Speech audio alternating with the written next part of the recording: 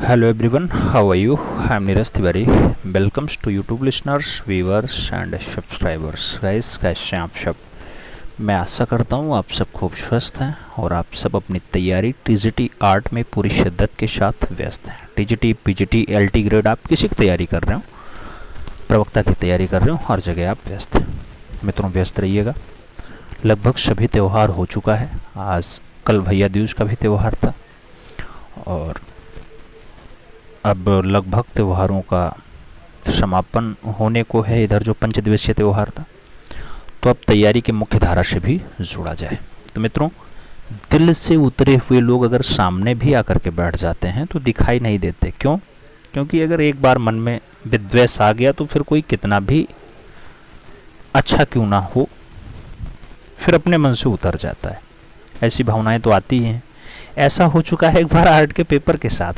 ये आर्ट ही नहीं, सभी टीजीटी, यूपी में जो टीजीटी है उसके पेपर के साथ। ऐसी लाइन हमने क्यों बोली?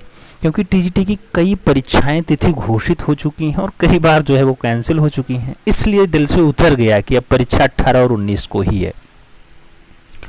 तो मित्रों, 18 और 19 अभी भी आयोग की तरफ से ऑफिशियली डेट है, तो अब 18 और 19 दिसंबर को ही मान करके आपको टारगेट लेना होगा और आपका एक ही धर्म बनता है कि आप ईमानदारी से अपने लक्ष्य की तरफ बढ़ें। आपने जो टारगेट लिया है 148 पदों पर है। उन 148 पदों के लिए जो भर्ती आई थी 2022 में आई थी। फॉर्म भरा, तैयारी की, बहुत सारे लोग तैयारी से छोड़ गए, फिर से ज्वाइन किए, फिर छोड़ दिए, फिर ज्वाइन किए, फिर छोड़ दिए। तो ये कई बार हो चुका है ऐसा रिहर्सल। अब हमें उम्मीद है कि एक बार ढंग से मेहनत कर लिया जाए तो सब अच्छा हो जाएगा और 18 और 19 दिसंबर ही अपना टारगेट मान के चला जाए मित्रों, तो ज़्यादा मज़ेदार रहने वाला है। लोग परीक्षा को हल्के में ले लेते हैं, लेकिन ये हल्की बात नहीं है। परीक्षा हल्की नहीं है, बड़ी परीक्षा है। और फॉर्म भी आप जानते हैं कितना पड़ा है, 9 साढ़े 9 लाख फॉर्म पड़े हैं 4000 पोस्ट के आसपास में। तो ये बड़ी बात हो जाती है और इसको क्रैक करने के लिए आपको अनवरत मेहनत करने की आवश्यकता है। मित्रों, हम लोग टीजीटी में आर्ट विषय की तैयारी कर रहे हैं, तो आर्ट विषय में भी सबसे ज़्यादा क्वेश्चंस आपके समसामयिक कलाकार से आते हैं। समसामयिक कलाकार, तो समसामयिक कलाकार को भी पढ़ लेंगे। यहाँ से लगभग 35 से 40 प्रश्न आ जाते हैं। उसके बाद चित्रसूत्र और विष्णु जो है, चित्रसूत्र और विष्णु धर्मोत्तर पुराण से भी रचना पूछी जाती है। इसको भी थोड़ा सा पढ़ने का प्रयास करेंगे और फिर परीक्षा को आसान करने के लिए हमने 10 का डोज स्टार्ट किया था, तो 10 का डोज भी पढ़ेंगे, जिससे आने वाली परीक्षाओं में जो क्वेश्चंस हैं वो कैसे आते हैं इनको भी समझने का भरसक प्रयास किया जाए। हूबहू प्रश्न भी आपको वहां से मिल सकते हैं। तो याद रखिएगा मित्रों, हमारी आखिरी उम्मीद हम खुद हैं और जब तक हम हैं उम्मीद कायम है। अपने लक्ष्य पे कायम रहिएगा और लक्ष्य को ही अपना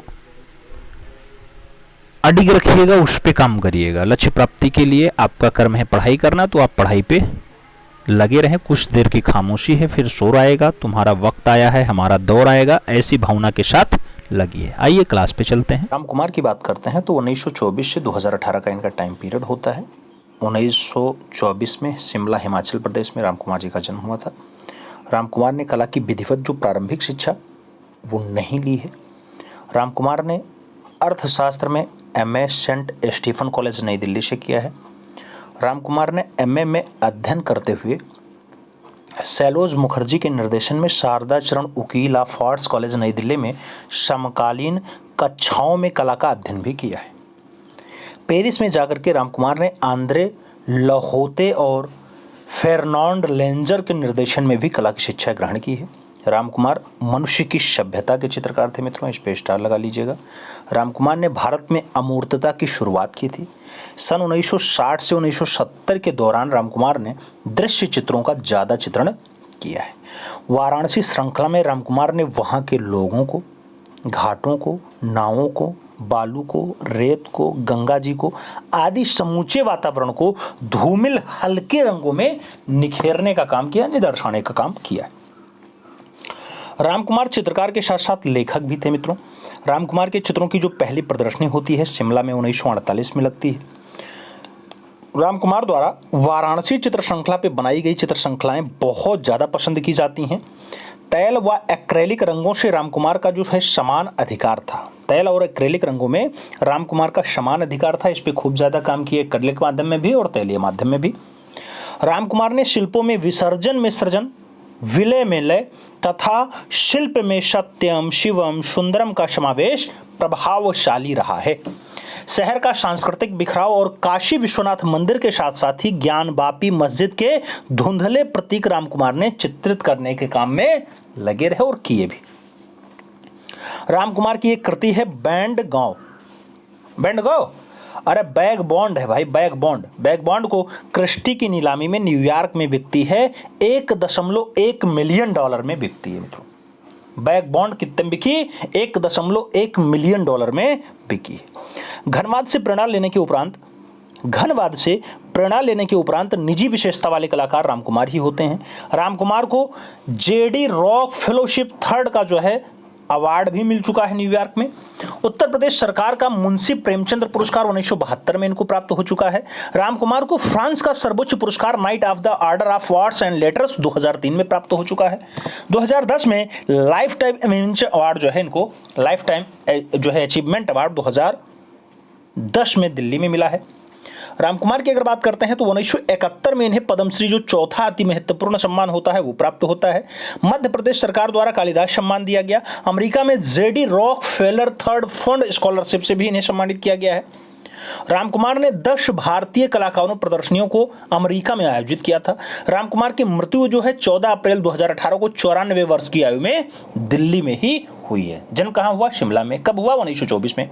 मृत्यु कब हुई? 1918 में। 1918, अरे भैया 2018, ठीक है, 94 वर्ष की आयु में।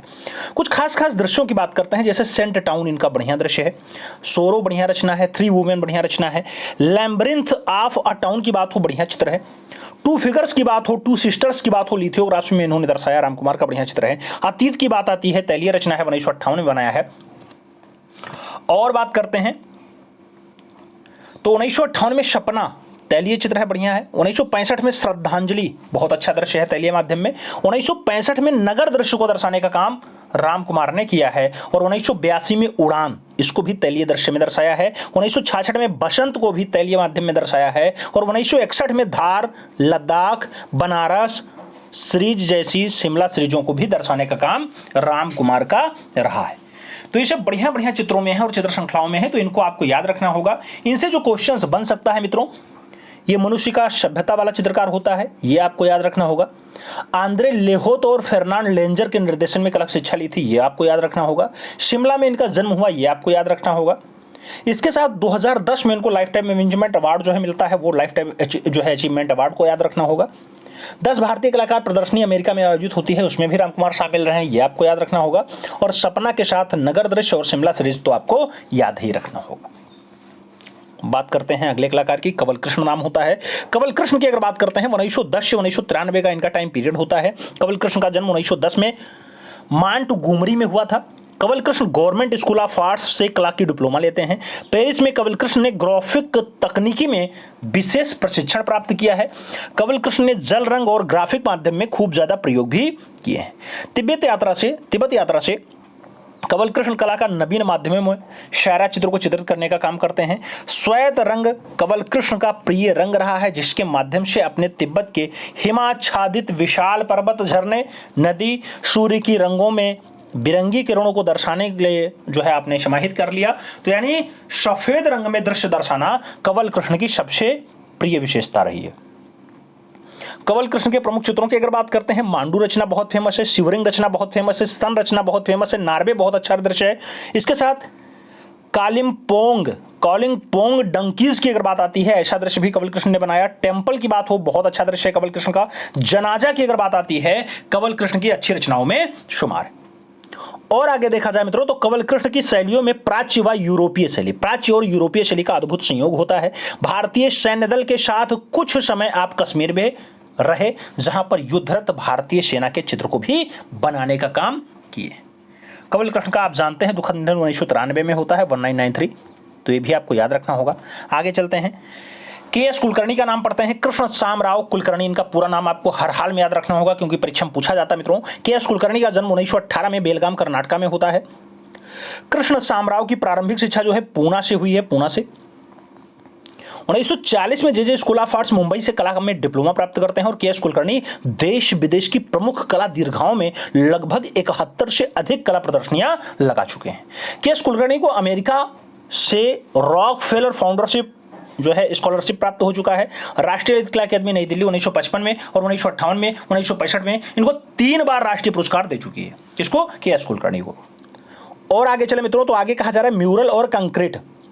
म्यूरल और कंक्रीट मूर्तिशिल्प कला मेले और अंतर्राष्ट्रीय कला प्रदर्शनियों से प्रदर्शित करने हेतु भी भारतीय सरकार द्वारा इन्हें सम्मानित भी किया जा चुका है। के.एस. कुलकर्णी 1972 से 1978 ईस्वी तक बनारस हिंदू विश्वविद्यालय वाराणसी में ललित कला संकाय के डीन भी रहे हैं। के.एस. कुलकर्णी को साहित्य कला परिषद नई दिल्ली से कला सम्मान और एमेरिस्ट प्रोफेसर की उपाधि भी प्रदान की गई है। के.एस. कुलकर्णी त्रिवेणी कला संगम 1945 से 1955 तक और दिल्ली शिल्पी चक्र के संस्थापक सदस्यों में नाम आता है। 1972 से 1979 ईस्वी के मध्य आप उत्तर प्रदेश ललित कला अकादमी लखनऊ के भी अध्यक्ष रहे हैं। 1982 में कुलकर्णी को जो है सभासद चुना गया। सभासद आप जानते हैं राजनेता होता है, सभासद राजनेता होता है। सभासद जो म्यूनिसिपैलिटी का इलेक्शन होता है, जैसे गांव में प्रधानी होती है ना, ऐसे शहर में जो है सभासद होते हैं। फिर सभासद के बाद पार्षद होते हैं, पार्षद के बाद फिर वहाँ पे मेयर होते हैं, तो सभासद चुने गए। 1996 में के.एस. कुलकर्णी ट्रस्ट फाउंडेशन की स्थापना युवा कलाकारों को प्रोत्साहन देने के लिए इन्होंने की है। कुलकर्णी ने एक म्यूरल चित्र के रूप में अपना जीवन जो है साइन बोर्ड और बिलबोर्ड के चित्रण से प्रारंभ किया था। कुलकर्णी यूरोपीय दृश्य चित्रण और फिल्म पोस्टर से बहुत ज्यादा प्रभावित हुए। कुलकर्णी ने अपने अध्ययन कला में वास्ट टेक्निक के साथ साथ यूरोपीय अकादमिक शैली का भी खूब ज्यादा कार्य किया है। के.एस. कुलकर्णी म्यूरलिस्ट के साथ साथ श्रेष्ठ व्यक्ति चित्रकार के रूप में भी फेमस हैं। तो म्यूरलिस्ट तो हैं ही, उसके साथ पोर्ट्रेट यानी व्यक्ति रचनाकार के रूप में भी जाने जाते हैं। खजुराहो और आदिम कला पर आधारित लगभग 200 पेन व स्याही रेखा चित्रों की श्रृंखला अंकित की, जिसमें दिल्ली में प्रदर्शन करने का काम भी किया है। किसने किया? के.एस. कुलकर्णी ने किया। के.एस. कुलकर्णी की प्रारंभिक कला अजंता और राजस्थानी कला परंपराओं से प्रभावित रही है। के.एस. कुलकर्णी ने चोल प्रतिमाओं, अमेरिकन और इंस्ट्रक्शंस कला, अजंता, कांगड़ा आदि कला शैलियों की लयात्मक ताजगी, सरलता और प्रवणता की अद्भुत समन्वय अपनी कला शैलियों में किया है। के.एस. कुलकर्णी एक श्रेष्ठ भित्ति चित्रकार, मूर्तिकार और छायाकार के रूप में भी जाने जाते हैं। के.एस. कुलकर्णी भारत सरकार और राज्य सरकारों द्वारा प्रमुख नेताओं और विशिष्ट व्यक्तियों के छवि चित्र बनाने में सिद्धस्त रहे हैं, यानी कार्य भी किया है, जिसमें जवाहरलाल नेहरू जी का, डॉक्टर राधाकृष्णन जी का, डॉक्टर संजीव रेड्डी जी का जो है दृश्य इन्होंने बढ़िया से बनाया है। ये प्रमुख दृश्य हैं। के.एस. कुलकर्णी के जो प्रमुख चित्रों की अगर बात करते हैं तो माता व पुत्र का नाम आता है, पनघट का दृश्य आता है, कबाड़ी का दृश्य आता है, खेत का दृश्य आता है, बैल का दृश्य आता है, टोकरी लिए लड़की म्यूजिशियंस की बात आए, ये दृश्य है। क्वीन दृश्य है, क्वीन के साथ वुमेन इन रेड साड़ी की बात आए, ऐसा दृश्य है। थ्री सिस्टर्स की बात आती है, ऐसा दृश्य है। द स्टोरी टेलर की बात आए, ये भी है। मदर एंड चाइल्ड की बात आती है, के.एस. कुलकर्णी का बढ़िया दृश्य है। फ्लूट प्लेयर्स की अगर बात आती है, के.एस. कुलकर्णी का दृश्य है। सिटी स्कैप की बात आती है, के.एस. कुलकर्णी का दृश्य है। चेरियट की बात आती है, के.एस. कुलकर्णी का दृश्य है। कृष्ण गोविंद गोपीज की बात आती है, ये भी बहुत बढ़िया दृश्य है और के.एस. कुलकर्णी के द्वारा बनाया गया। तो ये सब नाम के.एस. कुलकर्णी के साथ दर्ज हैं। आप जानते हैं 1994 में इनका जो है दुखद निधन भी हुआ है, तो के.एस. कुलकर्णी को आप इसके लिए भी याद रखिएगा। जयाप्पा स्वामी की बात करते हैं। जयाप्पा स्वामी कला आलोचक, लेखक, दस्तावेज संग्रहकर्ता और एक कलाकार के रूप में विख्यात जया का जन्म 1918 में चेन्नई में हुआ। जयाप्पा की कला शिक्षा विश्व भारती विश्वविद्यालय शांति निकेतन कोलकाता से हुई है। कॉलेज ऑफ फाइन आर्ट्स और ब्रिजिंग से भी सीखे हैं। उसके साथ जो है अबेरियन कॉलेज अमेरिका से भी ये कला शिक्षा प्राप्त की है। जयाप्पा को आईफैक्स नई दिल्ली का पुरस्कार भी मिला है। जयाप्पा को शिल्पी चक्र नई दिल्ली का सदस्य रहे हैं। और आगे चलते हैं तो जयाप्पा अनेक पत्र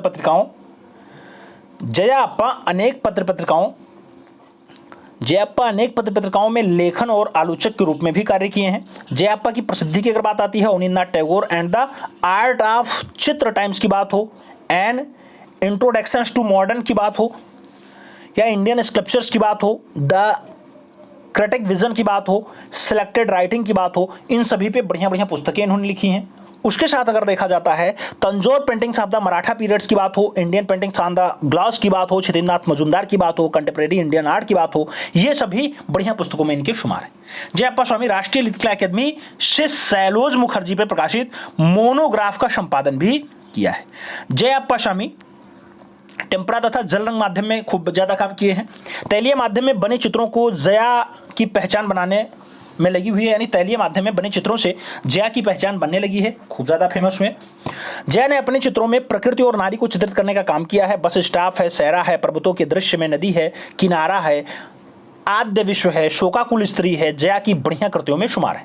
जया के लोक शैली, कांच की कृति और लेखन सामग्री को आपने प्रयास द्वारा स्थापित रासाजा फाउंडेशन नई दिल्ली में संग्रहित भी किया है। तो ये कुछ खास बातें जयप्पा स्वामी के लिए थी। आप जानते हैं जयप्पा स्वामी का जो दुखद निधन है 1984 के आसपास हुआ है, तो ये भी आपको याद रखना होगा। आगे चलेंगे, देवयानी कृष्ण की बात करेंगे। देवयानी कृष्ण का जन्म 1918 में इंदौर मध्य प्रदेश में हुआ है। देवयानी कृष्ण के चित्रण की विशेषताएं जो है लोक शैली, प्राकृतिक दृश्यांकन, खिलौने, मानवाकृति की भावनापूर्ण मुद्राएं रही हैं। देवयानी कृष्ण के लामा नृत्य चित्र तो अद्वितीय है। देवयानी कृष्ण जल रंग चित्रों में, रेखांकनों में और बातिक तथा ग्राफिक चित्रों की लोककला से प्रेरित बिंबों का भी प्रयोग किया है। देवयानी कृष्ण अल्लाह सीरीज यानी एचिंग में बम बम भोले चित्रों की सीरीज बनाई है। देवयानी कृष्ण प्रकृति दृश्यों में बेहू, देवतावाद, तांत्रिक साधना, प्रतोषपाना और स्टिल लाइफ के साथ साथ खिलौने, मुखौटे आदि का भी सृजन किया है। देवयानी की प्रारंभिक शिक्षा इंदौर में हुई है मित्रों। देवयानी कृष्ण ने उच्च शिक्षा का जो अध्ययन है जे स्कूल ऑफ आर्ट से किया है। और आगे बढ़ते हैं तो देवयानी कृष्ण ने भित्तीय चित्रण में विशेष अध्ययन किया है, यानी दीवालों पर चित्रकारी के लिए विशेष अध्ययन देवयानी कृष्ण ने किया है। देवयानी कृष्ण को 1968 का त्रिनाले भारत का पुरस्कार भी प्राप्त हो चुका है मित्रों। देवयानी कृष्ण की अगर बात आती है 2002 में इनका दुखद निधन भी हुआ है, तो ये बात भी याद रखिएगा। आगे चलते हैं, कलाकार आते हैं प्राणनाथ मांगो। जन्म इनका 1923 में जो है पंजाब में हुआ है। प्राणनाथ मांगो चित्रकार, डिजाइनर, शिक्षाविद और कला आलोचक, मांगो कॉलेज ऑफ आर्ट्स नई दिल्ली के प्रोफेसर इन फाइन आर्ट्स के पद से 1981 में सेवानिवृत्त हुए। प्रतिष्ठित कला आलोचक डॉक्टर CL फावरी ने मार्च 1958 में स्टेट्समैन में लिखा था, प्राणनाथ मांगो 2 डिजाइन प्रदर्शनी में शामिल हुए जो उन्होंने जलियांवाला बाग की स्मृति में बनाने वाले म्यूरल के लिए बनाए थे। Prannath Mago Jallianwala Bagh symbols of urge for freedom कागज पर चारकोल माध्यम में बनाया है। वेंकटाचलम ने अपनी पुस्तक माई कंटेम्परेरीज 1966 में लिखा है कि प्राणनाथ मांगो भारतीय चित्रकारों की उभरती पीढ़ियों में एक युवा आधुनिक कलाकार हैं। प्राणनाथ मांगो भारतीय लघु चित्रों से अधिक प्रभावित थे और चित्र की बनावट से प्राणनाथ मांगो लघु चित्रों के गुणों को अपनाए रखा है। प्राणनाथ मांगो का जन्म 1923 में पंजाब में हुआ था और प्राणनाथ मांगो के चित्र प्रभाववाद से प्रभावित रहे हैं। मांगो संप्रति all India handicraft board Delhi के आलेखन विभाग के निर्देशक भी रहे हैं। तो ये तो नाम प्राणनाथ मांगो का हो गया। आगे चलते हैं, रामेश्वर बूटा के बारे में थोड़ा सा देख लेते हैं। रामेश्वर बूटा का जो जन्म है 1941 में हुआ है, दिल्ली में हुआ है। रामेश्वर बूटा की कला की शिक्षा कहाँ से प्राप्त हुई? तो दिल्ली कॉलेज ऑफ आर्ट्स नई दिल्ली से इनको कला की शिक्षा प्राप्त हुई है। रामेश्वर बूटा किस कला संस्थान के सदस्य रहे हैं मित्रों? तो दिल्ली शिल्पी चक्र के सदस्य रहे हैं। दिल्ली आर्ट कॉलेज से रामेश्वर बूटा ने कब चित्रकला का जो है डिप्लोमा प्राप्त किया? तो 1964 में प्राप्त किया है। रामेश्वर बूटा दिल्ली शिल्पी चक्र के सचिव कब रहे? 1968 से 70 के आसपास रहे हैं। प्रारंभ में रामेश्वर बूटा ने भूखे, दुबले पतले और हड्डियां दर्शाते श्रमिक वर्ग की व्यथा और दैनिक जीवन को चित्रित करने का काम करते रहे। सर्वाधिक प्रसिद्ध जो है गोरिल्ला चित्र श्रृंखला है। किस चित्रकार ने चित्रित किया मित्रों? तो गोरिल्ला चित्र श्रृंखला को रामेश्वर बूटा के द्वारा दर्शाया गया है। रामेश्वर बूटा किस कला संस्थान के कला विभाग में प्रवक्ता पद पर रह चुके हैं? तो त्रिवेणी कला संगम में प्रवक्ता के रूप में कार्य किए हैं। 1997 ईस्वी में आईफैक्स नई दिल्ली में रामेश्वर बूटा को किस सम्मान से सम्मानित किया? तो कला विभूषण सम्मान दिया है इनको। और रामेश्वर बूटा की अगर बात करते हैं तो रामेश्वर बूटा को कला में योगदान के लिए लाइफ टाइम अचीवमेंट अवार्ड भी दिया गया। 2013 के आसपास ये पुरस्कार दिया गया। और आगे चला जाए, बूटा के लिए और क्या लिखा गया है मित्रों? तो Broota biography of a crime नामक फिल्म किस कलाकार ने निर्देशित की? तो biography of a crime Rameshwar Broota के द्वारा निर्देशित की गई फिल्म है। 1990 के दशक में बूटा ने मेटामोफोर्सिस सीरीज पे कार्य भी किया है। रामेश्वर बुटा दिल्ली स्थित त्रिवेणी कला संगम के कला विभाग में किस वर्ष जो है विभागाध्यक्ष बने? तो 1967 में बने हैं। कौन सा चित्रकार शरीर पर बाल दिखाने के लिए ब्लेड के टुकड़ों से कैनवास को खुरच करके इच्छित प्रभाव पैदा करता है? तो ऐसा काम रामेश्वर बुटा जी का है। रामेश्वर बुटा ने अपनी प्रसिद्ध एप सीरीज किस दशक में चित्रित की? तो 1970 से 80 के दशक में फाइनली इन्होंने बनाई है। प्रमुख चित्र श्रृंखला की बात करते हैं, गोरिल्ला श्रृंखला बहुत फेमस है, एप सीरीज बहुत फेमस है, कैनवास पे तैलीय माध्यम में बनाया है, आदमी श्रृंखला है, और ये सब अच्छी रचनाओं में शुमार हैं। किसके? रामेश्वर बुटा के। और आगे देखा जाए तो रामेश्वर बुटा के प्रमुख चित्रों की अगर बात करते हैं तो एप सीरीज इनका ज़्यादा फेमस है। द विनर और हिप्पीज की बात आती है, बढ़िया दृश्य है। आर डिवीजन की बात हो, द एनटोल्ड स्टोरी की बात हो, माई फ्रेंड्स की बात हो, प्रत्यारोपण की बात हो, कैनवास पे तैलीय माध्यम में है। सेवादार की बात हो, कैनवास पे तैलीय माध्यम में है। मेन सीरीज की बात हो, विंडोज की बात हो, लास्ट स्टेप की बात हो, ये सब बढ़िया दृश्य हैं और रामेश्वर बुटा के द्वारा बनाए गए। रामेश्वर बुटा चित्रकार के साथ साथ ग्राफिक कलाकार थे। रामेश्वर बुटा केवल और केवल पुरुष आकृतियां बनाते थे, ये खास बात थी। तो मित्रों, ये थे रामेश्वर बुटा, जिनकी दिल्ली में जो है शिक्षा भी हुई, दिल्ली में जन्म भी हुआ और कला विभूषण सम्मान भी प्राप्त कर चुके हैं। त्रिवेणी कला संगम से नवाजे जा चुके हैं। गोरिल्ला चित्र श्रृंखला ज़्यादा फेमस है, तो इसको आपको याद रखना है। नमस्कार दोस्तों, स्वागत है आपका हमारे official YouTube channel GS by Neeraj sir में। कैसे हैं आप सब? मैं आशा करता हूँ आप सभी लोग स्वस्थ होंगे, खूब मस्त होंगे और अपनी तैयारी में पूरी शिद्दत के साथ व्यस्त होंगे। तैयारी आप सब TGT आर्ट की कर रहे हैं, तो आप ट्रेंड ग्रेजुएट टीचर आर्ट की तैयारी में व्यस्त हैं। मैं समान के चल रहा हूँ। व्यस्त है ना आप लोग? कंफर्म बताइएगा। व्यस्तता दिखाई देनी चाहिए मित्रों, क्योंकि आपकी परीक्षा की डेट आ चुकी है। 14 और 15 मई को आपका पेपर लग चुका है। 14-15 मई 2025 को फाइनली आपका पेपर है, तो पेपर के लिए थोड़ा सा एकाग्रचित हो जाइए और ईमानदारी से पढ़ाई स्टार्ट कर दीजिए। मित्रों, आपकी परीक्षा को ध्यान में रखते हुए ये क्लास कराई जा रही है। इस क्लास में हम विष्णु धर्मोत्तर पुराण के साथ साथ चित्रसूत्र को समझेंगे।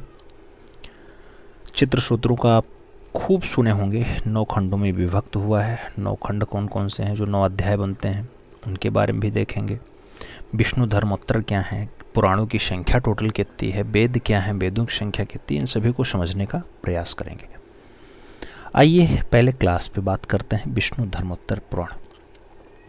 हमारे यहाँ सर्वमान्य पुराणों की जो संख्या है मित्रों, वो 18 है। कितनी है? 18। पुराणों की संख्या कितनी है? 18।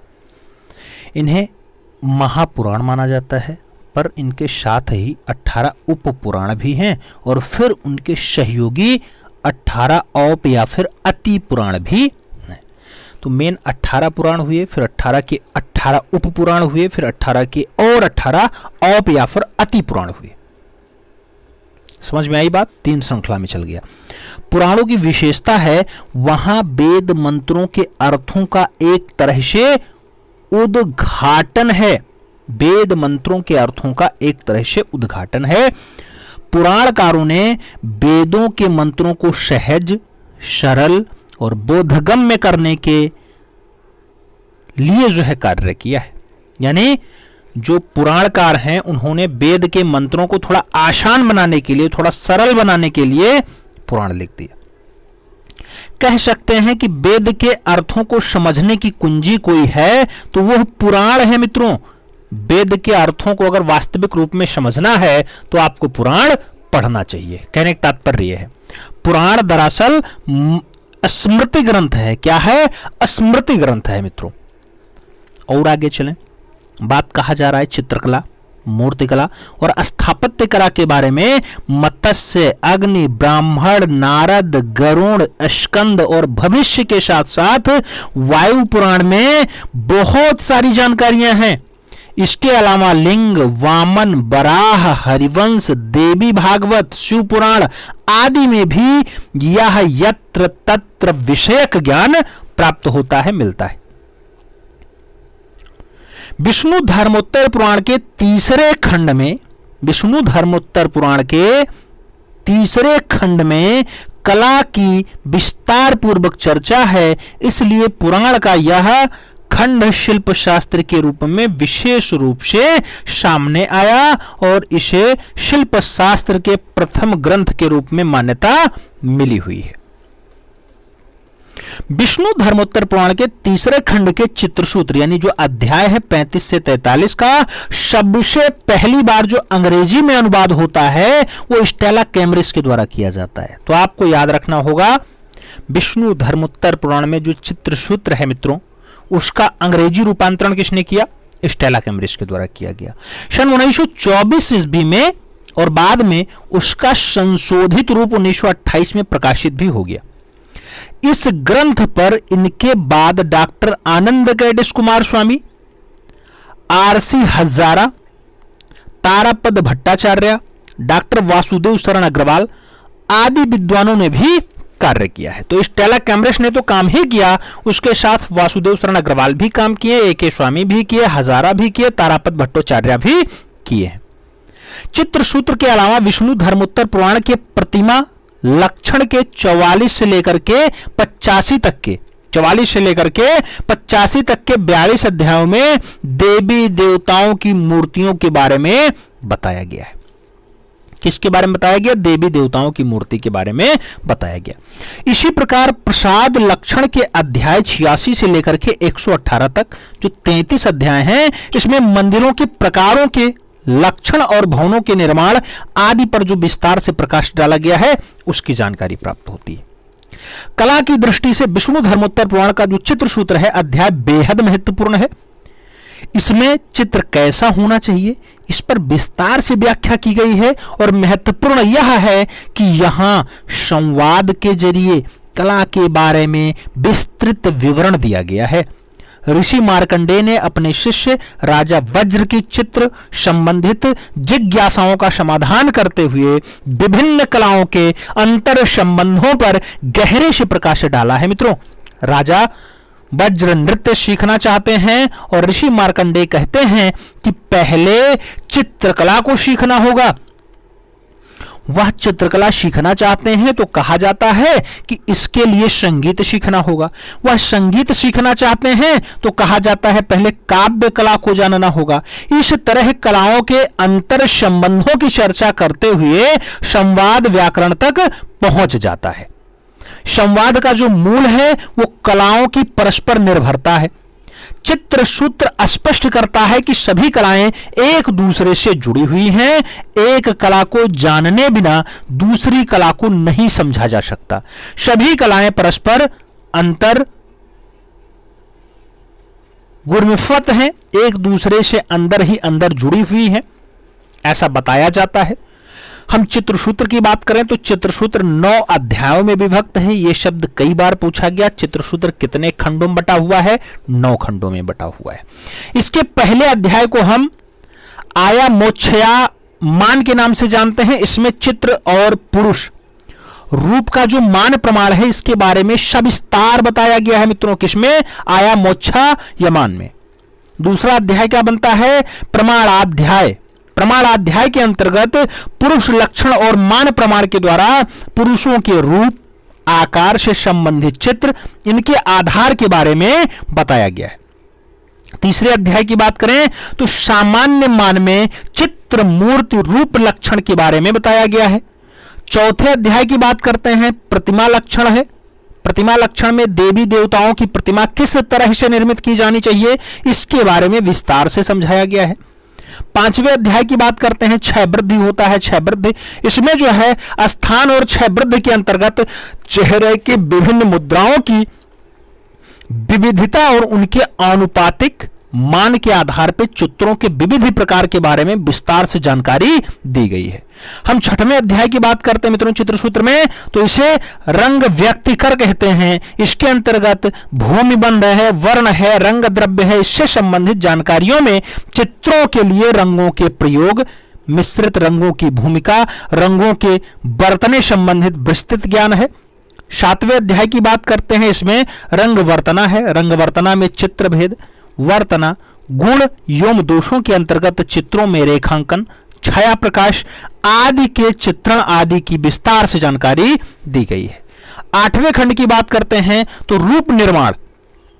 8वें खंड में रूप निर्माण आता है। रूप निर्माण में दृष्ट एवं रूप निर्माण के अंतर्गत चित्रकार द्वारा विविध व्यक्तियों, देवताओं, भवनों, ऋतुओं, संगीत, नृत्य, नाटक और आदि के चित्रण पे सविस्तार जानकारियां दी गई हैं। जो लास्ट खंड है 9वां खंड, 9वां अध्याय कह रहा है श्रृंगारादि भाव युक्ति आदि। ये बेहद महत्वपूर्ण होता है। इसमें चित्र के रस गुणों के बारे में बताया गया है। इसमें ऋषि मार्कंडेय चित्र में अभिव्यंजनावादी वाले जो श्रृंगार हैं, हास्य हैं, करुण हैं, वीर हैं, रौद्र हैं, भयानक हैं, विभीत्स हैं, अद्भुत हैं, शांत हैं, इनका वर्णन करते हुए चित्र और प्रतिमा निर्माण के सारे सूत्र खोल करके रख दिए हैं, यानी सविस्तार रख दिया है। तो इस तरह से चित्र सूत्र के 9 खंडों को आपने समझा, 9 अध्यायों को समझा। इन 9 अध्यायों में बहुत कुछ बताने के बारे में भी विष्णु धर्मोत्तर पुराण का ऋषि अंतः में कहता है कि उसने जो कुछ कहा है वह संक्षेप में है। चित्रकला को विस्तार से समझने में तो सैकड़ों साल लग जाएंगे। इसीलिए ऋषि यह भी कहता है कि जो कुछ चित्र सूत्र में नहीं बताया गया है उसे हम नृत्य के माध्यम से समझ सकते हैं। जो कुछ नृत्य के बारे में नहीं बताया गया है उसे हम चित्र के माध्यम से समझ सकते हैं या समझ लेना चाहिए। और आगे चलें तो कहा जाता है विष्णु धर्मोत्तर पुराण के चित्र सूत्र के 9 अध्यायों में चित्रकला के विभिन्न अंग उपांग पर ही विस्तार से प्रकाश नहीं डाला गया है, बल्कि चित्र में छंद और रस की उपयोगिता के आधार को बताते हुए कहा गया है कि चित्र में जो आनंदमयता है वही छंद है और छंद की परिणति रस में है। रस ही चित्र का सर्वस्व है। इसमें वर्णन विधान पर भी मौलिक विचार करते हुए कहा गया है कि मुख्य 5 वर्ण और उनके संयोग से बनने वाले सैकड़ों भिन्न भिन्न वर्णों का विस्तार से विवेचन भी किया गया है। मुख्य कितने वर्ण बने मित्रों? रंग 5 रंग बने। संयोग से कितने रंग बना सकते हैं? सैकड़ों, याद रखिएगा। साथ ही चित्र में प्रमाण, आकृतियां, चित्रों की श्रेणियां, आकृति चित्रण, प्रकृति चित्रण और चित्रों के गुण दोष पर गंभीरता से विचार भी किया गया है। विष्णु धर्मोत्तर पुराण में चित्रकला का महत्व इन शब्दों में समझाया गया। यह एक श्लोक आपको हर हाल में याद रखना होगा, परीक्षा में 3-4 बार छप चुका है। कलना प्रवरम चित्रम धर्मार्थ काम मोक्षदम मंगलम प्रथमम दोहतम ग्रहे यच्छ प्रतिष्ठतम। इस श्लोक का उद्घोष 3-4 बार आपकी परीक्षा में हो चुका है। अर्थात कलाओं में चित्रकला सर्वोपरि है। इसमें धर्म, अर्थ, काम एवं मोक्ष की प्राप्ति होती है। अतः जिस घर में चित्रों की प्रतिष्ठा अधिक रहती है वहां सदा मंगल की उपस्थिति मानी गई है। इसके साथ ही यह भी कहा गया है कि जिस प्रकार सुमेरु पर्वत सर्वोपरि है, गरुड़ पक्षी पक्षियों में सर्वप्रमुख है और मनुष्यों में राजा श्रेष्ठ होता है, इसी प्रकार चित्र यानी कला समस्त कलाओं में श्रेष्ठ बताई जाती है। इसका उल्लेख कहां मिलता है? विष्णु धर्मोत्तर पुराण में मिलता है। बात समझ में आई? अब आपसे परीक्षा में जो क्वेश्चंस बनता है वो पूछा जाता है मूल रंग कितने हैं? कहोगे 5 हैं। चित्र सूत्र के कितने अध्याय हैं? कहोगे 9 हैं। पूछा जाएगा चित्र सूत्र कहां से उद्धृत है? कहोगे विष्णु धर्मोत्तर पुराण से है। पूछा जाएगा पुराणों की संख्या टोटल कितनी है? कहोगे 8 है। आपसे पूछा जाए वेद की संख्या कितनी है? 4 है। 4 में सबसे पुराना वेद कौन सा है मित्रों? आप तुरंत कहोगे ऋग्वेद सबसे पुराना है। पहला आपका ऋग्वेद हुआ, ऋग्वेद सबसे पुराना है। ऋग्वेद में ही कल धातु से कला की उत्पत्ति बताई जाती है। ऋग्वेद, फिर सामवेद, दूसरा सामवेद हो गया। सामवेद के बाद तीसरा कौन सा आता है? ऋग्वेद, सामवेद, यजुर्वेद, अथर्ववेद। यजुर्वेद हो गया आपका। उसके बाद सबसे चौथा जो लेटेस्ट है वो अथर्ववेद है। अथर्ववेद में जादू, टोना, वशीकरण इन सब का संबंध आता है। सबसे नया वाला वेद है, सबसे बाद में आया था अथर्ववेद। सबसे पुराना ऋग्वेद होता है। वेदों को और अच्छे से अगर जानकारी लेना है तो पुराण की तरफ चलेंगे जिनकी संख्या 18 है। उनका श्लोक और थोड़ा खुल के लिखा गया है पुराणों में। और पुराणों को और अच्छे समझना है तो हमें चलना होगा उपपुराण में, उनकी भी संख्या 18 है। और अगर फिर उपपुराण को और अच्छे समझना है तो आपको 18 औप या फिर अति पुराण में जाना होगा, फिर विस्तार से जानकारी प्राप्त हो जाएगी। सारी बातें समझ में आई मित्रों? ये केवल और केवल आर्ट विषय के लिए ही नहीं है। आप किसी भी वनडे एंट्रेंस की तैयारी कर रहे हैं, वहां पर भी आपके कला और संस्कृति से क्वेश्चंस बनता है, तो उनको समझना होता है। आप पीसीएस दे रहे हो, समीक्षा अधिकारी दे रहे हो, या फिर उत्तर प्रदेश का पुलिस भर्ती परीक्षा दे रहे हो, यूपीएसआई दे रहे हो, एनडीए दे रहे हो, सीडीएस दे रहे हो, या फिर अभी लेटेस्ट में रेलवे ग्रुप डी चल रहा है, वहां पर भी परीक्षा देना चाहते हैं, तो वहां के लिए भी मान्य है। तो आज की क्लास यहीं कंप्लीट करते हैं, मिलते हैं स्टूडेंट में, तब तक के लिए दिल से सल्यूट, जय हिंद। स्टार्ट करते हैं। पहला क्वेश्चन आपसे कह रहा है, भारतीय कुमारियों का चित्र श्रृंखला किसकी रचना है? नाम बद्रीनाथ आर्या का है, मनीषी डे का है, द्वारिका प्रसाद शर्मा का है और जाज कीट का नाम दिया गया। भारतीय कुमारियों का चित्र श्रृंखला आपसे अगर पूछा जा रहा है भारतीय कुमारियों की चित्र श्रृंखला कौन बनाया, तो आप कहते हो तुरंत मनीषी डे। सही जवाब मनीषी डे ही है। ऐसे ही मान लो आपसे पूछ ले भरत मुनि ने जो रस दिए, 8 रस दिए थे ना भरत मुनि ने, तो उनके अस्थाई भाव पूछ लेता है। जैसे रति का अस्थाई भाव क्या है, रति अस्थाई भाव किसका है, तो श्रृंगार का हो जाता है। उत्साह किसका होता है, तो आप कहते हो वीर रस का है। ऐसे विस्मय की बात आती है तो अद्भुत रस का फाइनली अस्थाई भाव बनता है मित्रों। ठीक है, याद रखिएगा, हर एक क्वेश्चन आपकी परीक्षा के लिए इंपॉर्टेंट है। 2 नंबर प्रश्न है, आपसे पूछ रहा है मित्रों, प्रश्न संख्या 2, होनहार, विचित्र, मुराद, गोवर्धन, फतेह चंद समरकंदी किसके दरबार के चित्रकार थे? नाम शाहजहां का है, हुमायूं का है, अकबर का है और बाबर का नाम दिया गया। होनहार, विचित्र, मुराद, गोवर्धन, फतेह चंद समरकंदी, ये सब किसके दरबार के चित्रकार रहे हैं, आपको ये बताना था मित्रों। याद रखना, ये वहीं के चित्रकार हैं जिसका काल चित्रकला में हास्य के रूप में आ गया था, हाशिए पे आ गया था, और फाइनली स्थापत्य कला में शीर्ष पे था, यानी शाहजहां। तो सही जवाब शाहजहां लगा लो। खुर्रम वास्तविक नाम इनका होता है, फर्स्ट के साथ आंसर्स बनेगा। आगे चलते हैं। 3 नंबर प्रश्न आता है, पूछा गया संगीत परिजात, संगीत परिजात के रचनाकार हैं। नाम सोमनाथ का है, होबल का है, फकीरुल्लाह का है और राजा भोज का नाम दिया गया। संगीत परिजात की बात होती है, इसके रचनाकार के रूप में आपसे नाम पूछा गया। जब संगीत परिजात की बात करते हैं मित्रों, तो संगीत परिजात जिसकी रचना है वो नाम होबल है, होबल। तो सही जवाब सी के साथ बनेगा, सी इज द राइट आंसर्स लगाएंगे। और आगे चलेंगे। 4 नंबर प्रश्न आएगा, आपसे पूछा गया बंगाल कला शैली जानी जाती है वाश टेक्निक से, ब्रोमो से, पेस्टल से या फिर फ्रेस्को से। बंगाल कला शैली जो है ये जानी जाती है। तो बंगाल कला शैली किस रूप में जानी जाती है मित्रों? वाश टेक्निक के रूप में जानी जाती है, वाश विधा के रूप में जानी जाती है। और आगे बढ़े। अगला क्वेश्चन 5 नंबर आया, बहुत प्यारा क्वेश्चन। नटीर पूजा गंगावतरण चित्र श्रृंखला किसकी है? नाम राम गोपाल विजयवर्गीय का है, मनीषी डे का है, राम रविंद्रनाथ टैगोर का है और नंदलाल बसु का नाम दिया गया। नटीर पूजा की बात हो रही है, गंगावतरण की बात हो रही है, ये चित्र श्रृंखलाएं फाइनली किसकी हैं आपको बताना है। राइट आंसर नंदलाल बसु बनेगा, तो हमें सही जवाब यहाँ नंदलाल बसु के साथ ही देना है। Day is the right answer अपना बना लेना है। और आगे चलें। 6 नंबर प्रश्न आता है मित्रों, प्रश्न संख्या 6 की बारी है।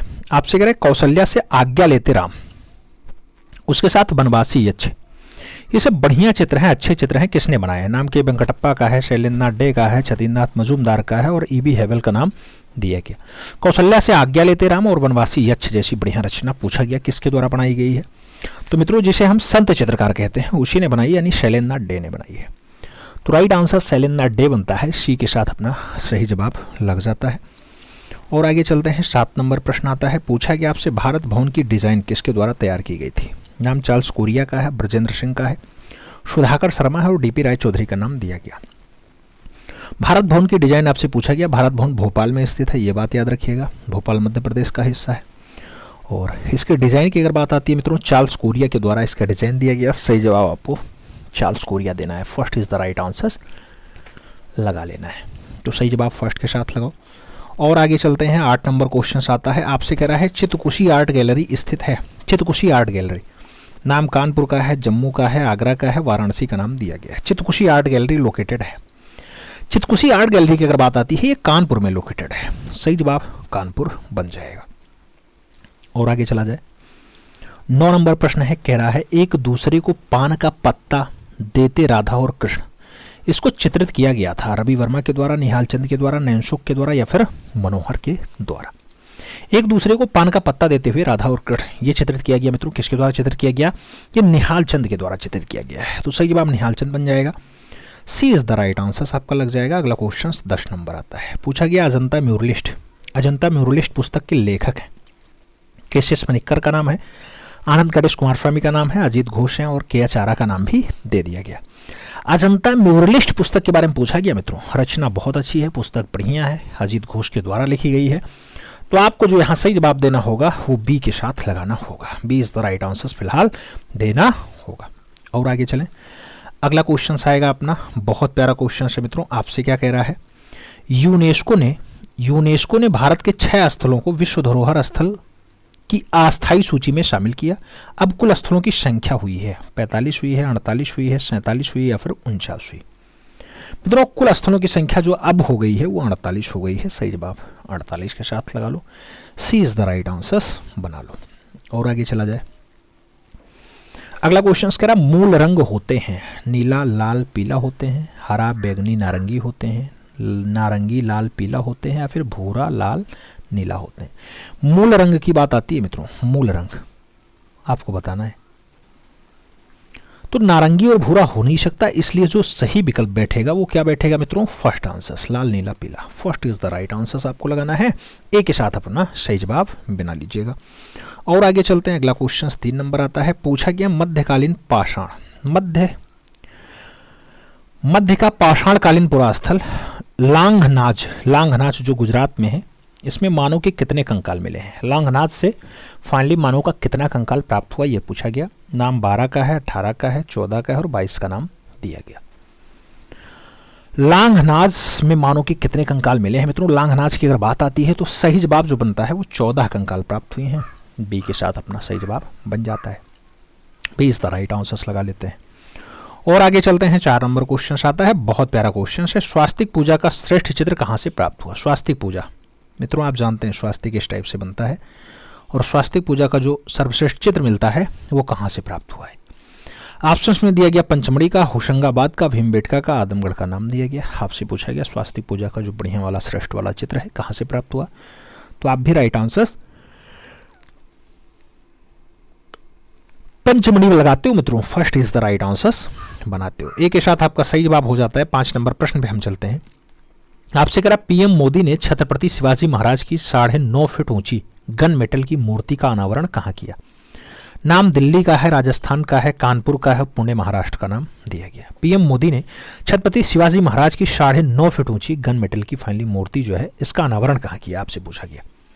मोदी जी ने किया है, पुणे महाराष्ट्र में किया है। सही जवाब जो है वो डी के साथ बैठता है। D is the right answer लगाना है।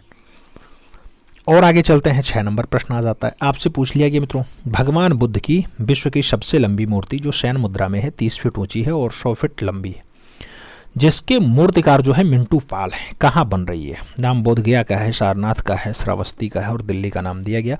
भगवान बुद्ध की विश्व की सबसे लंबी मूर्ति है, शयन मुद्रा में है, 30 फीट ऊंची और 100 फीट लंबी।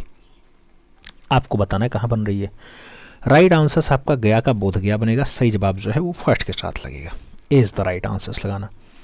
आगे चला जाएगा, 7 नंबर प्रश्न आता है। पद्म विभूषण 2022 में कला के क्षेत्र में पुरस्कार किसे मिला। नाम प्रभा अत्रे का है, मंजू का है, राशिद खन्ना का है और विक्टर बनर्जी का नाम दे दिया गया। पद्म विभूषण 2022 में कला के क्षेत्र में पुरस्कार किसे दिया गया।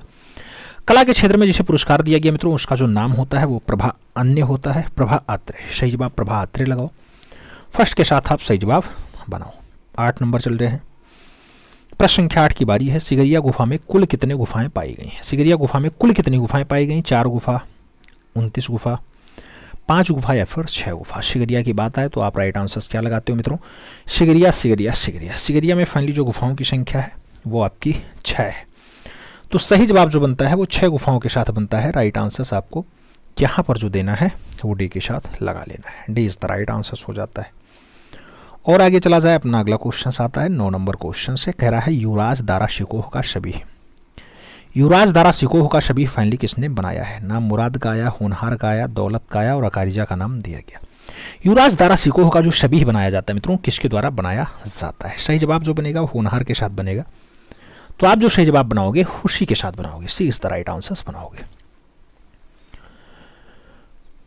और आगे बढ़ते हैं, अगला क्वेश्चन आता है 10 नंबर क्वेश्चन। बहुत प्यारा क्वेश्चन है। आपसे कह रहा है मैना और नारी का चित्र जो है चेस्टर बेट्टी संग्रहालय डबलिन में संग्रहित है, कहाँ पर बना है? नाम अहमदनगर का है, बीजापुर का है, गोलकुंडा का है और दक्कनी का नाम दिया गया। मैना और नारी का चित्र चेस्टर बेट्टी संग्रहालय डबलिन में संग्रहित है, कहाँ पर बना है आपसे पूछा गया। जब कहाँ पर बनने की बात आती है राइट आंसर गोलकुंडा बन जाता है मित्रों, तो गोलकुंडा आपका सही जवाब बन जाता है। B is the right answer आपको लगाना पड़ता है। और आगे चला जाए, अपना अगला क्वेश्चन आपकी स्क्रीन पे आ चुका है मित्रों। आपसे कह रहा द स्कीम नामक सबसे प्रसिद्ध जो है अभिव्यक्तिवादी चित्र को चित्रित किया। एडवर्ड मंच का नाम है, फ्रेंच मार्क का नाम है, सल्वाडोर डाली का नाम है और पॉल क्ली का नाम दिया गया। द स्कीम की बात हो रही है। द स्कीम की अगर हम बात करते हैं, एडवर्ड मंच सही जवाब होता है। First is the right answer हम लगाते हैं। फर्स्ट के साथ अपना सही जवाब लगा लेंगे। अगला क्वेश्चन 2 नंबर आ जाएगा। आपसे पूछ लिया गया पेरिस का निर्णय इसका कलाकार कौन था? नाम राइफल का दिया गया, रेम्ब्रा का दिया गया, रूवेंस और माइकल एंजेलो का नाम दिया गया। पेरिस के निर्णय के बारे में आपसे पूछ लिया गया, पेरिस का निर्णय कलाकार कौन था मित्रों? पेरिस के निर्णय की अगर हम बात करते हैं, रूवेंस सही जवाब होता है। B is the right answer आपको यहाँ पे लगाना पड़ रहा है। सही जवाब बी के साथ लगाते हैं। अगला क्वेश्चन आता है आपकी स्क्रीन पे है 3 नंबर। कोलाज प्लेट प्रिंटिंग प्रक्रिया भारत में आरंभ किया। सोमनाथ होर ने किया, कवल कृष्ण ने किया, मीरा मुखर्जी ने किया या फिर प्रदोष दास गुप्ता ने किया। कोलाज प्लेट प्रिंटिंग प्रक्रिया भारत में आरंभ किया। मित्रों भारत में आरंभ करने वाला कौन रहता है? कोलाज ये स्टार्ट करने का काम कवल कृष्ण का है। सही जवाब कवल कृष्ण बनेगा। सी इज द राइट आंसर लगेगा। और आगे चलेंगे, 4 नंबर प्रश्न आता है। बहुत प्यारा प्रश्न है मित्रों। आपसे कह रहा है निर्भया, रक्षक ही भक्षक, सिख दंगे, ये सब प्रमुख रचनाएं हैं किसके हैं? नाम सुधीर पटवर्धन का है, भूरी सिंह शेखावत का है, मनु पारेख का है और अपर्णा कौर का नाम दिया गया। निर्भया हो, रक्षक ही भक्षक हो, सिख दंगे हो, ये सब बढ़िया रचनाएं हैं मित्रों, अच्छी रचनाओं में शुमार है और ये अपर्णा कौर की रचनाएं हैं। तो सही जवाब अपर्णा कौर देना होगा। डी के साथ आपको यहाँ पे राइट आंसर बनाना होगा। D is the right answer बना लो। अगला क्वेश्चन अपना 5 नंबर आ जाएगा। बहुत प्यारा क्वेश्चन है। रथ पर बैठे सूर्य आकाश में भ्रमण के दृश्य को किस गुफा में बनाया गया? रथ पर बैठे सूर्य आकाश में भ्रमण का दृश्य जो है किस गुफा में बनाया गया? नाम अजंता का है, बादामी का है, एलोरा का है और बाघ का नाम दिया गया। सही जवाब की बात करते हैं, राइट आंसर एलोरा हो जाता है। सही जवाब बी के साथ बन जाता है। B is the right answer बनेगा। अगला क्वेश्चन 6 नंबर आएगा। आपसे पूछ लिया गया मित्रों, कह रहा है दिल्ली में दीन पनाह नगर की स्थापना किसने किया? नाम बाबर का है, हुमायूं का है, जहांगीर का है और औरंगजेब का नाम दिया गया। दिल्ली में दीन पनाह नगर की जो स्थापना होती है ये मित्रों आपके हुमायूं के द्वारा की जाती है। हुमायूं वही जो अकबर के फादर हैं, बाबर के पुत्र हैं। सही जवाब सी के साथ बनता है। सी इज द राइट आंसर लगा लो। और आगे चला जाएगा। 7 नंबर प्रश्न आता है। आपसे पूछ लिया गया, ईश्वर हीरालाल भगनू किस शैली के चित्रकार थे? नाम गढ़वाल शैली है, मंडी शैली है, जम्मू शैली है, चंबा शैली का नाम दिया गया। ईश्वर हीरालाल भगनू ये किस शैली के चित्रकार थे? चित्रकार की अगर बात आती है चंबा शैली आंसर बनता है। डी के साथ हमें सही जवाब लगाना होता है। D is the right answer लगाएंगे। और आगे चलेंगे। 8 नंबर प्रश्न आता है। पूछा गया रेखावली ग्रंथ को किसने लिखा था? नाम यशोधर पंडित का है, नंदलाल बोस का है, रामचंद्र शुक्ल का है और यामिनी रंजन राय का नाम दिया गया। रेखावली ग्रंथ को किसने लिखा है? रेखावली ग्रंथ की बात आ रही है मित्रों। सही जवाब रामचंद्र शुक्ल बनता है। तो आपको राइट आंसर बी के साथ यहाँ पे लगाना है। B is the right answer बनाना है। और आगे चलते हैं। अगला क्वेश्चन 9 नंबर आता है। पूछ लिया गया नाथद्वारा शैली की महिला चित्रकार कौन सी है? कमला और इलायची का नाम है, नंदी और कमला का नाम है, गीता और गुलाब का नाम है, लेपाक्षी और कमला का नाम दिया गया। नाथद्वारा शैली की महिला चित्रकार कौन है? मित्रों अगर नाथद्वारा शैली की हम महिला चित्रकार की बात करते हैं तो कमला और इलायची दोनों महिला चित्रकार हैं और नाथद्वारा शैली की हैं। सही जवाब फर्स्ट के साथ बनेगा। ए इज द राइट आंसर लगाना होगा। आगे चलते हैं 10 नंबर प्रश्न पे। आपसे पूछ लिया गया भारत में पेस्टल रंग के जन्मदाता कौन है? नाम शिवलाल का है, राजा रवि वर्मा का है, सुध कुमार हालधार का है और कृष्ण हैला आरा यानी कृष्ण हौलाजी आरा का नाम दिया गया। भारत में पेस्टल रंग का जन्मदाता आपसे पूछा गया। पेस्टल रंग की अगर बात आती है मित्रों या तैलीय रंग की बात आए तो आप रवि वर्मा लगाओगे। सही जवाब सी के साथ बनाओगे। भारत में तैलीय रंग का जन्मदाता कौन है? तो रवि वर्मा ही आप सही जवाब बनाते हो। सी इज द राइट आंसर फिलहाल लगाते हो। और आगे चला जाए। अपना अगला क्वेश्चन आ चुका है। आपसे कह रहा है कश्मीर की मुसीबतें किसकी रचना है? कश्मीर की मुसीबतें आपसे पूछा गया मित्रों। कश्मीर की मुसीबतें किसकी रचना है? गोपाल घोष की हैं, हेमंत मिश्रा की हैं, रतन मित्रा की हैं या फिर नीरज मजुमदार की। जब कश्मीर की मुसीबतों की बात आती है मित्रों तो सही जवाब रतन मित्रा होता है।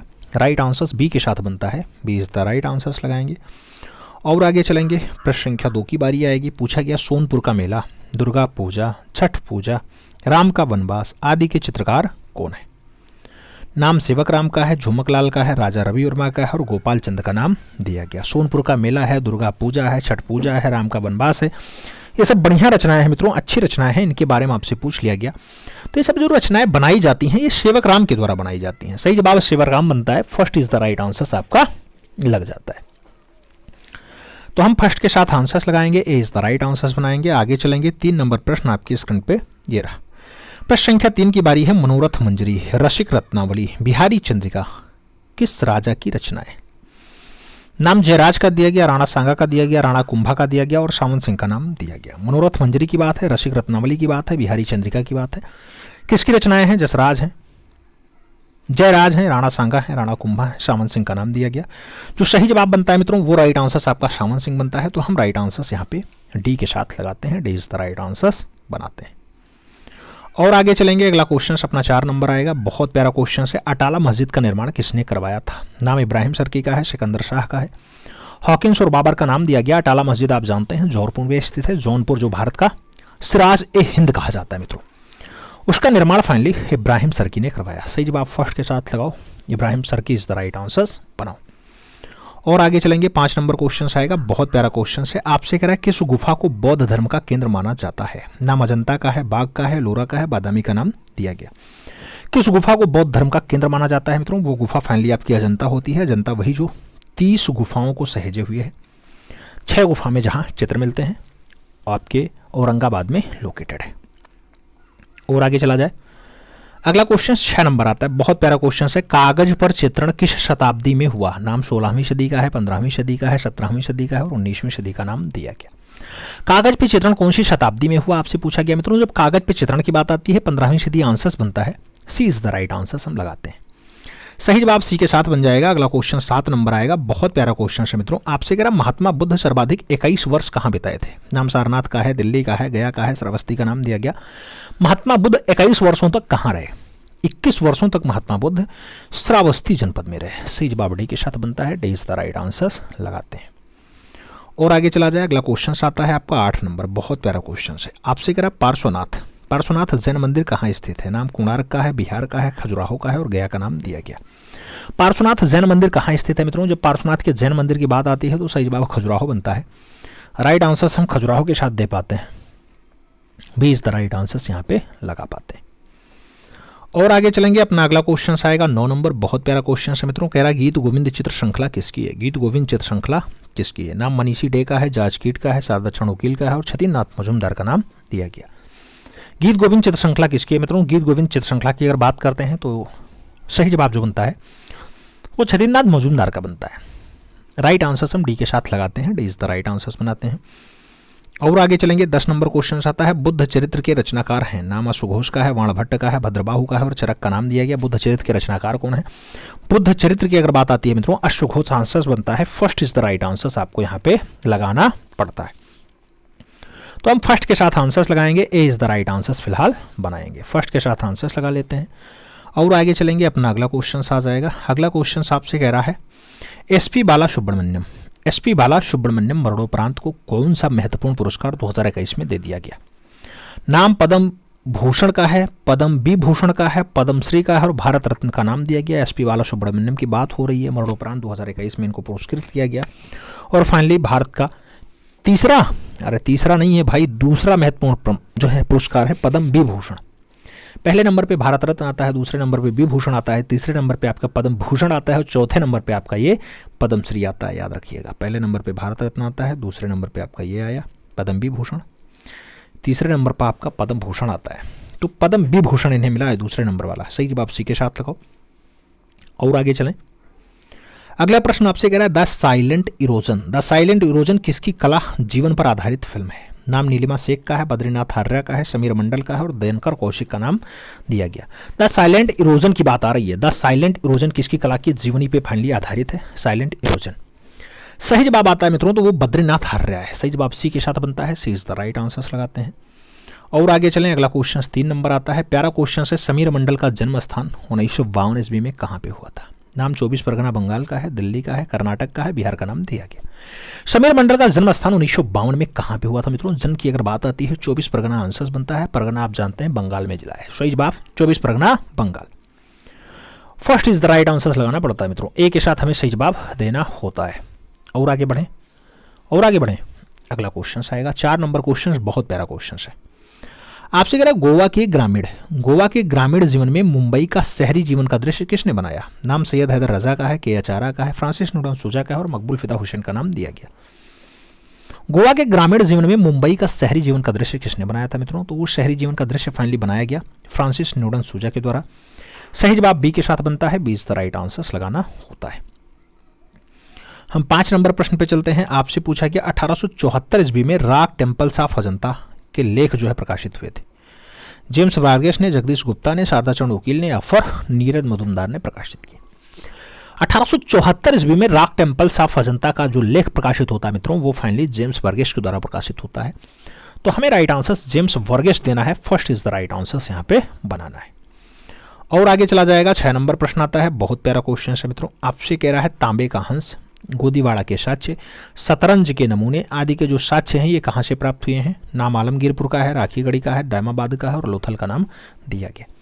तांबे का हंस हो, गोदीवाड़ा का साक्ष्य हो, शतरंज का नमूना हो, ये सब अगर प्राप्ति की बात आती है तो गुजरात का लोथल सही जवाब बनता है मित्रों। सही जवाब हमें डी के साथ देना है, D is the right answer बनाना है। और आगे चलें। 7 नंबर प्रश्न आता है। आपसे पूछा गया कंपनी शैली की खोज 1943 में किसने की? कंपनी शैली की खोज की बात आती है 1943 में किसने किया मित्रों? हम राइट आंसर्स की बात करेंगे तो WG आर्चर का नाम है, KC घोष का नाम है, PC मानक का नाम है, आनंद गणेश कुमार स्वामी का नाम दिया गया। आपको बताना है कंपनी शैली की खोज मित्रों। जो सही जवाब बनेगा वो PC मानक बनेगा। तो राइट आंसर्स में यहाँ पे बी के साथ ही लगाना होगा, B is the right answers फिलहाल बनाना होगा। आगे चलेंगे। 8 नंबर क्वेश्चन आता है, बहुत प्यारा क्वेश्चन है, प्रश्न संख्या 8। आपसे कह रहा है मित्रों दर्द का मसीहा है, निराशा है, भाग्य है, अंत का आरंभ है आदि जो प्रमुख रचनाएं हैं ये किसकी हैं? सतीश गुजराल की हैं, धनराज भगत की हैं, राम कुमार की हैं या फिर अकबर पद्मसी की हैं? आपको बताना है। दर्द का मसीहा, निराशा, भाग्य, अनंत का आरंभ, ये सब बढ़िया रचना है। अंत के आरंभ की बात हो, आप जानते हो रचना बहुत अच्छी है, सतीश चंद्र गुजराल ने बनाई है। तो आप राइट आंसर फर्स्ट के साथ लगाओगे, ए इज द राइट आंसर फिलहाल यहाँ पे बनाओगे। और आगे चलते हैं। 9 नंबर प्रश्न आता है। आपसे पूछा गया तूफानी रात की बात, जमुना और गंगा, इसके बाद नटीर पूजा, सती का देह त्याग, ये सब बढ़िया रचनाएं हैं। पूछा गया असित कुमार हालदार ने बनाया, गोपाल घोष ने बनाया, अर्नेस्ट बेनफील्ड हेबल ने बनाया, फिर नंदलाल बसु ने बनाया है। तूफानी रात की बात हो, जमुना और गंगा की बात हो, नटीर पूजा की बात हो, सती का देह त्याग हो, ये सब अच्छी रचनाओं में शुमार हैं। और ये जो बनाई जाती हैं नंदलाल बसु के द्वारा बनाई जाती हैं। तो हमें राइट आंसर यहाँ पर डी के साथ देना है, D is the right answer फिलहाल बनाना है। और आगे चलेंगे। 10 नंबर प्रश्न आता है। आपसे पूछा गया Ajanta fresco, Indian architecture, the Bengal Pat आदि पुस्तकें किसकी हैं? आनंद गणेश कुमार स्वामी की हैं, अवनींद्रनाथ ठाकुर की हैं, अर्नेस्ट बेनफील्ड हेबल की हैं, फिर गगनेंद्रनाथ टैगोर की हैं। द बंगाल पट की बात है, अजंता फ्रेस्को की बात है, इंडियन आर्किटेक्चर की बात है, ये सब बढ़िया पुस्तकें हैं मित्रों। और ये जो पुस्तकें हैं ये अर्नेस्ट बेनफील्ड हेबल की हैं। तो E.B. हेबल सही जवाब होता है। हमें राइट आंसर यहाँ पर बी के साथ देना होता है, B is the right answer बनाते हैं।